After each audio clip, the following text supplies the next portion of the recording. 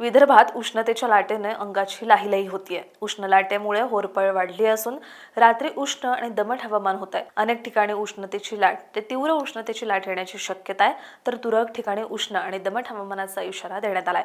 कोकण, मध्य महाराष्ट्र आणि मराठवाड्यात काल पावसाने हजेरी लावली आहे। आज उन्हाचा चटका आणि ढगाळ हवामानामुळे घामाच्या धारा वाहू लागल्यात। तसंच काही जिल्ह्यात तुरळक ठिकाणी विजांचा कडकडाट, वादळी वाऱ्यासह पावसाची शक्यता हवामानशास्त्र विभागाने वर्तवली आहे। विदर्भातील अमरावती आणि वर्धा जिल्ह्यात उष्णतेचा रेड अलर्ट म्हणजेच सतर्कतेचा इशारा देण्यात आलाय।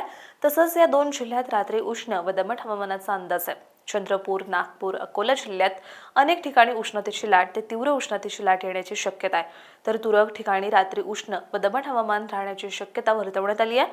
भंडारा, गडचिरोली, गोंदिया जिल्ह्यात तुरळक ठिकाणी उष्णतेच्या लाटेचा इशारा हवामानशास्त्र विभागाने दिलाय। मराठवाड्यातील धाराशिव, लातूर जिल्ह्यात तुरळक ठिकाणी वादळी वारे, विजांच्या कडकडाटासह पावसाची शक्यता आहे, तर बीड, परभणी, नांदेड जिल्ह्यात तुरळक ठिकाणी हलक्या पावसाच्या सरी हजेरी लावतील।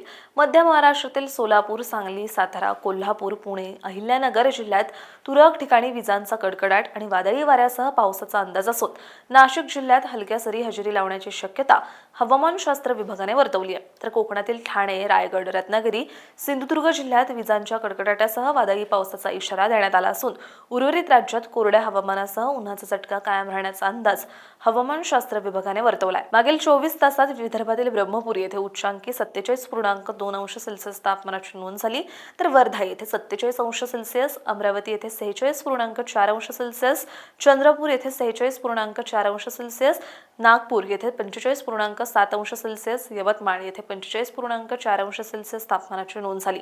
नैऋत्य अरबी समुद्रावर 3.1 ते 5.8 किलोमीटर दरम्यानच्या उंचीवर वरच्या हवेतील चक्रीय वाऱ्यांची स्थिती कायम आहे। तसंच पूर्व मध्य अरबी समुद्र आणि परिसरातील समुद्र सपाटीपासून 1.5 किलोमीटर उंचीपर्यंत पसरलेले वरच्या हवेतील चक्रीय अभिसरण कमी ठळक झालंय।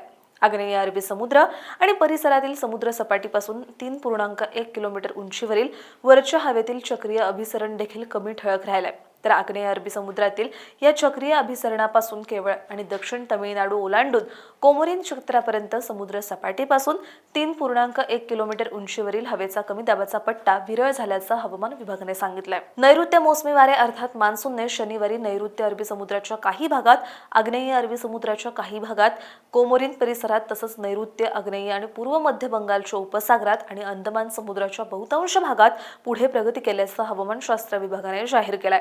पुढील 3 ते 4 दिवसात मान्सूनचे वारे नैऋत्य व आग्नेय अरबी समुद्राच्या आणखी काही भागात, कोमोरिन परिसरात तसंच नैऋत्य, आग्नेय आणि पूर्व मध्य बंगालच्या उपसागरात आणि अंदमान समुद्राच्या उर्वरित भागात आणखी प्रगती करण्यासाठी पोषक स्थिती असल्याचं हवामान विभागाने सांगितलंय।